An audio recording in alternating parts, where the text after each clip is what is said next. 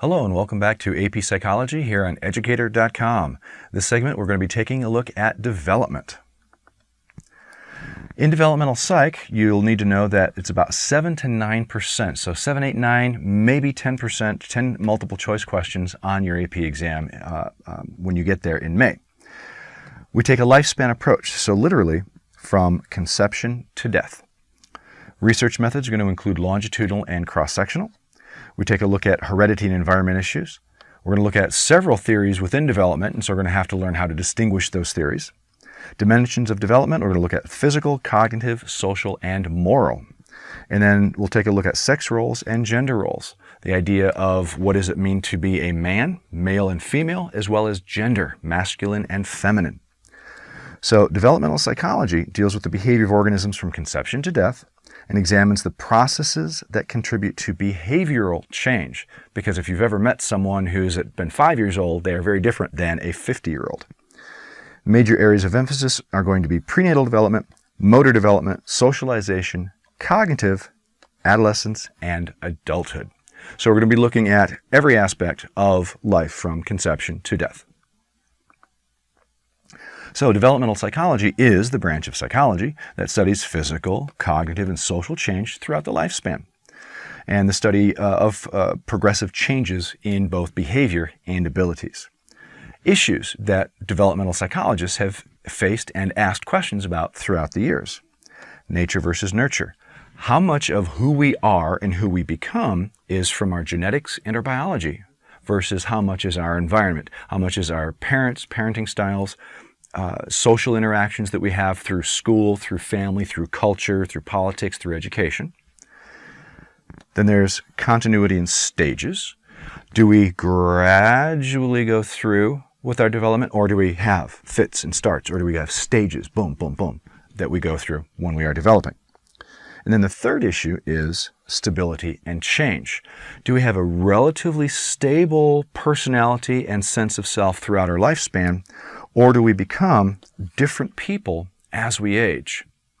And that's where, just from a personal note, there's parts of me that feel like the same person as I was when I was 10, and there are parts of me that feel like that was a lifetime ago, and I don't know who that person was. I'm who I am now. So it's one of those weird things that you can only see once you get to be a particular age. Heredity. We've done this particular slide and these ideas before, but let's recap briefly. Heredity, that's the nature part, and that's the transmission of both physical and psychological characteristics from parents to their kids through genes. There's DNA, deoxyribonucleic acid. It's the molecular structure shaped like a double helix that contains coded genetic information. And then you have genes, and those are specific areas on a strand of DNA that carry hereditary information. And then, of course, we have dominant and recessive genes, and you can go back to the segment in the biology section to look for details on how dominant and recessive genes work, especially as it relates to eye color. Prenatal development and the newborn. Conception. We've got a sperm, and we've got an egg. So both the male and the female, the mom and the dad, they contribute to this. And so what happens sometimes, normally we get those and they combine and they become one zygote. But sometimes the zygote can split, and then you can have what is called a monozygotic and a dizygotic set of twins. Because what happens is, with the zygote, sometimes it splits, and so you have monozygotic twins. They're going to be identical.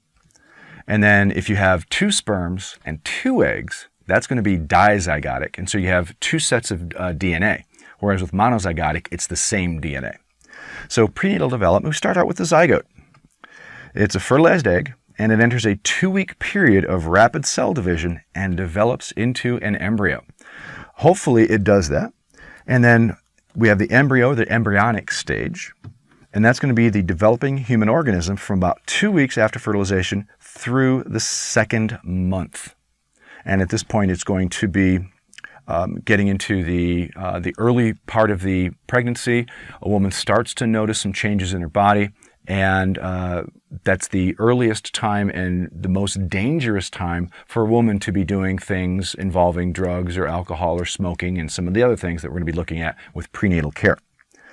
After about the second month, we start getting into the development of into a fetus, and that's going to be the developing human organism from 9 weeks after conception to birth.